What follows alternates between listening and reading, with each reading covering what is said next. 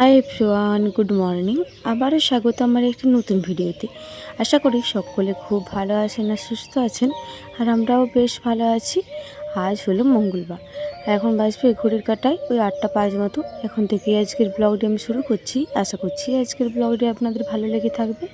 আপনারা তো সকলেই জানেন যে সোনামা এখন একটু দেরি করে উঠছে, তো সেই কারণে ও ওঠার আগে আমি ভাতটা চাপিয়ে দিচ্ছি।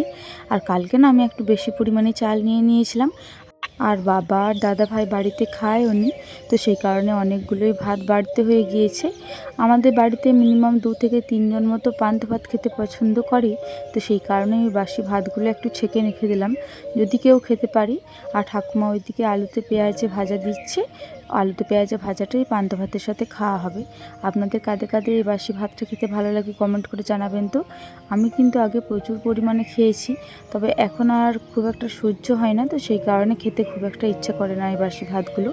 সেই ভাতগুলি এক থালা মতো রেখে দিলাম, তারপরে বাদ বাকি যে ভাতগুলি ছিল ওগুলো ফেলিয়ে দিয়েছি। এরপরে হাঁড়িটি ধুয়ে পরে ভালো করে পরিষ্কার করে আবারও নতুন জল নিয়ে চলে এসেছি। গ্রীষ্মকালে উনুন ধরাতে বেশ সুবিধা হয়, তাড়াতাড়ি জ্বলে যায়, কারণ যেহেতু জ্বালানিগুলো শুকনো থাকে তো। কিন্তু বর্ষাকালে এতটাই অসুবিধা হয় কি আর বলবো, তখন ধোয়া হয়ে রান্নাঘরটা আরোই যেন কালি হয়ে যায়। যাই হোক, চলুন ওইদিকে আমার জ্বালানি জ্বলে গিয়েছে, এদিকে না হয় আমি চালটাও ধুয়ে নিয়ে চলে আসি। আমাদের প্রত্যেক দিনের চালের মধ্যে ওই 200 মতো চাল লাগে। আমাদের ফ্যামিলি মেম্বার রয়েছে 7 জন মতো। তো যদি বাড়তি কোনো লোক খেয়ে থাকে ডেকোরেটার্সে কোনো লেভারারে, সেদিনকে একটু বেশি পরিমাণে চালটা লেগে থাকে। তাছাড়া আমাদের ডেলি এই শুধুমাত্র আমাদের ঘরের সদস্যগুলির মধ্যে 200 মতো চাল লেগে থাকে। তো যাই হোক, চলুন আমার চাল হারিয়েও দেওয়া হয়ে গিয়েছে। ওইদিকে না হয় আলুতে পেঁয়াজে ভাজাটাও বসিয়ে দিই। এখনও পর্যন্ত কিন্তু সোনামা ওঠেনি। এই কিছুদিন আগে পর্যন্ত মিনিমাম এই 2-3 দিন ওই চাল হাঁড়ি দিচ্ছিলাম আর সোনামা উঠছিল, বা ভাতটি চাপাচ্ছিলাম সোনামা উঠছিল। আজকে কিন্তু এখনও পর্যন্ত সোনামা ওঠেনি, তো সেই কারণেই ভাবলাম যে গ্যাসেতেই না হয় আলুতে পেঁয়াজে ভাজাটা চাপিয়ে দিই। এই বাচ্চা ছেলে নিয়ে না যতটা মনে হয় তাড়াতাড়ি পারবো সেরে নিই। তবে এখন আবার বর্তমানে গ্যাসের যা পরিস্থিতি শুনছি, এখন আর গ্যাসে বাড়তি কোনো কিছুই করতে ইচ্ছা করছে না। যেগুলি না করলে নয় সেগুলি শুধুমাত্র করতে হচ্ছে। তো রান্না বান্না খুব একটা আমাদের গ্যাসে করা হয় না। আজকে যেহেতু ভাতটা চাপিয়ে দিয়েছি, ভাতটা না চাপালেও দেরি হয়ে যাবে, তো সেই কারণে বিশেষ করে আলুতে পেঁয়াজে ভাজাটা এই গ্যাসে দিয়েই চাপিয়ে দিচ্ছি। আর কড়াইটা একেবারেই পাশ বুলিয়ে চাপালাম, কারণ এই কড়াইটি আবারও তো আমি কাঠের জালে রান্না করব, তো সেই কারণে বিশেষ করে একেবারে আমি গ্যাসেতেই চাপিয়ে দিলাম পাশ বুলিয়ে। নাহলে তখন যদি তাড়াতাড়ির মধ্যে ভুলে না যায়, তখন মায়ের না মাজতে অসুবিধা হবে, তো সেই কারণে একেবারেই পাশ বুলিয়ে চাপিয়ে দিলাম। তো যাই হোক, তেলের মধ্যে অল্প পরিমাণে জিরে আর লঙ্কা ফোড়ন দিলাম, আর এই যে আলুতে পেঁয়াজটা দিয়ে দিলাম। তো প্রথমে একটু নাড়াচাড়া করে পরিমাণ মতো নুনটা দিয়ে দিলাম। এখন কিন্তু আর হলুদ দেবো না, কারণ এই পেঁয়াজের থেকে যে জলটা বেরোবে এতেই কিন্তু এই আলুটা সেদ্ধ হয়ে যাবে। একবার মতো ঢাকা চাপা দিয়ে দিই, তারপরে একটু পরে না হয় ঢাকাটা খুলে পরে অল্প পরিমাণে হলুদ দিয়ে দেবো। দাঁড়ান, বেশ অনেকক্ষণই হলো, মিনিমাম 2 থেকে 3 মিনিট মতো। এরপরে ঢাকাটা খুলি, এই যে দেখুন কতটা পরিমাণে জলটা বেরিয়েছে। তো যদি হলুদটা দিয়ে দিতাম এতটা কিন্তু জলটা বেরোতো না, তো সেই কারণে বিশেষ করে নুনটি দিয়ে পরে ঢাকা দিয়েছিলাম যাতে জলটা বেরিয়ে যায়। আর আলুগুলিও বেশ এই ভাতের মধ্যে সেদ্ধ হয়ে যাবে। এই আলু ভাজা বা আলুতে পেঁয়াজে ভাজার মধ্যে যদি জল দেওয়া হয় তো খুব একটা ভালো লাগে না। তো যাই হোক, চলুন, এটা এখনও পর্যন্ত তো সেদ্ধ হয়নি, একটু বাকি ছিল, তো সেই কারণে 2 থেকে 3 বার মতো ঢাকা চাপা দিয়ে সেদ্ধ করে নিয়েছি। পেঁয়াজটার কারণে একটু ঘাটা ঘাটা গেছে। তো যাই হোক, এই মুহূর্তে আমার বেশ ভালো মতনই হয়ে গিয়েছে। এইটা না হয় এখানেই থাক, ওইদিকে আবার সোনামা উঠেছে, এটা না হয় ঢাকা দিয়ে পরে যায়। বাবা আবার ওই দিকেতে এলো, সোনামাকে খাবার খাওয়াচ্ছিলাম তখনই এলো। সোনামায়ের খাবারটা চাপিয়েই দিয়েছিলাম যখন এই আলুতে পেঁয়াজা ভাজাটা করছিলাম, কারণ আমি জানতাম যে এরপরেই সোনামা উঠে পড়বে। বাবা নাকি বলল যে মাঠের জন্য দুটোতে খাবার দিয়ে দে, ওই দুটোতে মুড়ি দিতে বললো। আর মাঠের খাবার না আমাদের বেশিরভাগ বাটি করেই নিয়ে যায়, কারণ থালায় করে বলে যে মাখতে অসুবিধা হয়। এই ছোটোটি হচ্ছে বাবার জন্য, আর একটা কাকু হয়েছে, ওই কাকুর জন্য হচ্ছে এই বড়টি। আর সোনামা আবার পাশ থেকে মুড়িগুলি খুঁটে খুঁটে কাটছে। ও না শুকনো মুড়ি প্রচণ্ড পরিমাণে পছন্দ করে। ও কিন্তু দুধ দিয়ে বা চা দিয়ে যদি ভিজিয়ে দেন ওইটা কিন্তু খাবে না।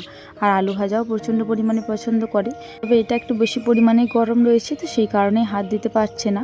তো আমি বাবাকে বললাম যে চপ এনেছো না আলুতে পেঁয়াজ ভেজেছি দেবো? তো বাবা বললো একটা করে চপ এনেছি আর 2টি করে দিয়ে দে।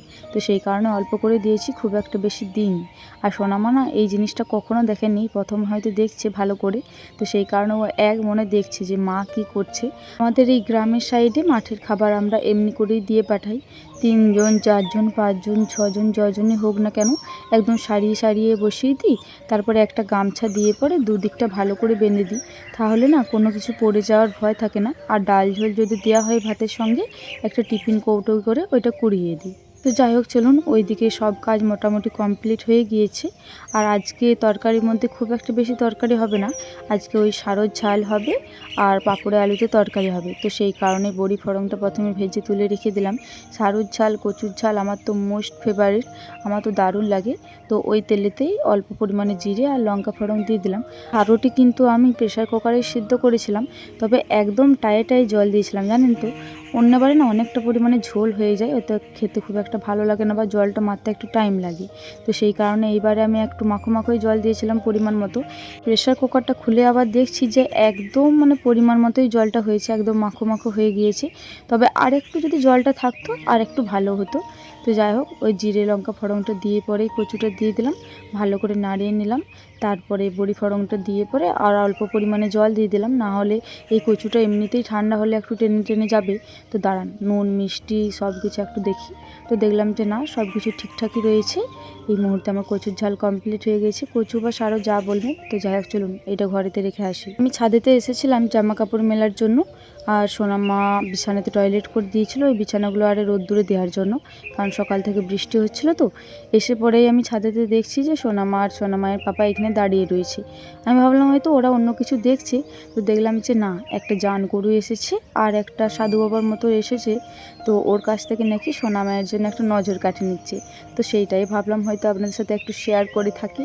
তো নজর কাঠিটা খুলতে পারছে না কাকুটা, হয়তো অনেকটাই বেজ খেয়ে গিয়েছে। জিনিসটা কতটা কি কাজে লাগবে জানি না, তবে মা বাবার মন তো, যে জিনিসটা দিলে বাচ্চারা ভালো থাকবে সেই জিনিসটাই দিতে মন যায়। এখন ঘড়ি কাটাই মিনিমাম 11টার মতো বাজছে। আজকে আমি 10টার মধ্যেই রান্না কমপ্লিট করে দিতাম, যেহেতু খুব একটা বেশি তরকারি হয়নি। আজকে দেরি হয়ে গেল, কারণ কিছুক্ষণ আগেই আবার বললো নাকি যে আজকে ঠাকুমার আর মায়ের মাস মঙ্গলবার পড়েছে, ওদের জন্য নাকি আবারও আলু ভাজা আর ময়দা করতে হবে। তো সেই কারণে মা আবারও কড়াইটা পরিষ্কার করে নিয়ে এলো, আমি আবার উনুনটা নাতা দিলাম আর 2টি মতো আলু ভাজা করে দিলাম ওদের মতো পরিমাণ মতো। তো ওইদিকে ঠাকুমা এসেছে ওই ধারে, আজকে মা নেই, বিষ্ণুপুরে ডাক্তার দেখাতে গিয়েছে। ঠাকুমা ওইদিকে ময়দাটা মাখছে। ঠাকুমা বললো আমি না হয় রুটিটা আরে করে নিচ্ছে, আমি আর তোর শাশুড়ি মা তুই না হয় এদিকে পাঁপড়ে আলু তরকারিটা বসিয়ে দিই। এখনও পর্যন্ত একে সোনামাকে স্নান করানো হয়নি, আর সোনামা যে মাঝে একবার ঘুমায় ওইটাও কিন্তু ঘুমায়নি। তো যাই হোক, পাঁপড়গুলো তুলে রেখে দিলাম ওই দিকে। আর আজকে না পেঁয়াজটা একটু গোটা গোটাই দিয়েছি, কারণ পাঁপড়ে আলু তরকারিতে পেঁয়াজটা একটু গোটা গোটা দিলেই ভালো লাগে। তো সেই কারণে আজকে আর পেস্ট করিনি, শুধুমাত্র আদা জিরে বাটাটাই পেস্ট করেছিলাম, আদা রসুন আর জিরে বাটাটা। আর টমেটো আজকে খুব একটা বেশি থাকেনি, ছোটো ছোটো মতো 2টো মতো ছিল, তো এটাতেই হয়ে যাবে। তো যাই হোক চলুন, আলুটা একেবারেই ম্যাশ করে রেখে দিয়েছিলাম, খুব জোর ওই 3টে থেকে 4টে মতো একটু গোটা গোটা রেখেছিলাম। এটা মশলার সাথে ভালো করে কষিয়ে নিই। এই যে পাঁপড়ে আলু তরকারিটা করছি, এটা সব থেকে ফেভারিট হচ্ছে সোনামায়ের পাপার। এই যে পাঁপড়গুলো আমি ওইদিকে সেঁকে রেখেছিলাম, ওই সাইডে আবার সোনামা 2 থেকে 3টে মতো নিয়েও নিয়েছে জানেন তো। কিছুদিন হলেও আমি খেয়াল করছি সোনামায়েরও পাঁপড়টা প্রচণ্ড পরিমাণে পছন্দ হয়েছে। তো সেই কারণে আজকে তরকারিটির মধ্যে না কোনো ঝাল দিইনি জানেন তো। আজকে ভাবছি এই তরকারিটি দিয়ে ওকে দুপুরের ভাতটা কমপ্লিট করে দেবো। তরকারিটা কষিয়ে পরে ভালো করে পরিমাণ মতো জল দিয়ে দিয়েছিলাম। এই মুহূর্তে ফুটে এসেছিলো, পাঁপড়গুলি দিয়ে দিলাম। পাঁপড়গুলি আপনারা ফুটে এলেই দিয়ে দেবেন, তাহলে পাঁপড়গুলির মধ্যে তরকারির স্বাদটা আসবে। এই পাঁপড়গুলি ভেঙে যাওয়ার কোনো ভয় নেই, এই পাঁপড়গুলি একবার তরকারির সাথে যদি মিক্স হয়ে যায় আর কখনোই ভাঙবে না। মুহূর্তে আমার তরকারিটিও হয়ে গিয়েছে, 2টো জায়গায় করে নামিয়ে দিচ্ছি। এই গ্রীষ্মকালে বেশিরভাগ 2টো জায়গায় করে নামিয়ে থাকি, কারণ লাড়াঘাটা করলে না তরকারিটা রাত্রে খারাপ হয়ে যায়। তোমার সুখ দুঃখে সব কিছুতেই যদি তোমার জীবনসঙ্গী পাশে থাকে, তবে হয়তো আর কারোরই দরকার নেই। এই কথাটি বলেছি কারণ এই যে এখন দুপুর মিনিমাম 2টো 2:30টা মতো বাজছে। এই মুহূর্তে আমি ছাদেতে ভয়েস ওভার দেওয়ার জন্য এসেছিলাম, এসে পরে দেখছি এ কী কাণ্ড, আমার স্ট্যান্ডটার এই কী অবস্থা হয়েছে। বরমশাই আমার দুপুরে খেয়ে দিয়ে রোদ্দুরে বসে বসে এই যে রঙটা করেছি, কি সুন্দর লাগছে দেখুন। আমি নিচ থেকে হাঁকাহাঁকি করছিলাম যে তুমি ছাদেতে কি করছো, নিচেতে এসো, সোনামায়ের কাছে বসবে, এসো, ও ঘুমাচ্ছে, আমি ভয়েস ওভার দেবো। তো আমি রাগারাগি করছিলাম, আমি ভাবছিলাম হয়তো ও অন্য কাজ করছে, কিন্তু ও যে আমার এত সুন্দর একটা কাজ করছে আমি কিন্তু জানতাম না। ওকে দিয়েছি শুকনো মুড়ি, তো কিছুটা খেলো, তারপরে এই যে রেখে দিয়েছে। প্রত্যেকদিন সন্ধ্যেবেলায় ওর জন্য নানা রকম খাবার করি, ওই খাবার রেখে দেয়, কিন্তু এই যে শুকনো মুড়ি চিবোতে থাকে, সারা সন্ধে এই বাটিটি নিয়ে বসে থাকবে, কাউকে দেবেও না, আর নিজেও ওই একটা দুটো করে টুংবে, যে পুরো গোটা খাবে তাও কিন্তু নয়। আর এই কিছুক্ষণ আগেই ওর বড় মা এসেছে, ওর বড় মার খাবারে হাত দিচ্ছিল, মানে যে খেতে বসবে তার খাবারে হাত দেবে। কি করবে? টাটা করে দাও, বল টাটা মিমিরা। কি গো, ওই যা, দেখলে কি হলো, কি হলো গো? মুড়িগুলো পড়ে গেছে, ওগুলো আবার পুড়াচ্ছে। কি গো, ওই তুমি কি খাচ্ছ? মিমিদেরকে দেখিয়ে দাও তো, কি খাচ্ছ তুমি? শুকনো মুড়ি? হ্যাঁ, কি গো, শুকনো মুড়ি খাচ্ছ? বাইরে বৃষ্টি হচ্ছে তো সেই কারণে বিশেষ করে আমি মুড়ি দিয়ে বস করিয়ে রেখেছি, না হলে বাইরে বেরোনোর চেষ্টা করছে, আর বৃষ্টিতে মানে কাদা ঘাটবে না কিন্তু বৃষ্টিতে ভিজবে। টাটা করে দাও, বল টাটা মিমিরা, আজকের ব্লগটা এই পর্যন্তই, টাটা। টাটা করে দিয়েছে, আছে তো দেখো, টাটা করে দাও। তো যাই হোক, আজকের ভিডিওটা এই পর্যন্তই, আবারও দেখা হবে পরবর্তী কোনো ভিডিওতে। ততক্ষণে সকলে খুব ভালো থাকবেন আর সুস্থ থাকবেন। আর আজকের ভিডিওটি ভালো লেগে থাকলে একটি লাইক, কমেন্ট, শেয়ার আর সাবস্ক্রাইব করে আমার এই ছোট্ট চ্যানেলটির পাশে থাকবেন।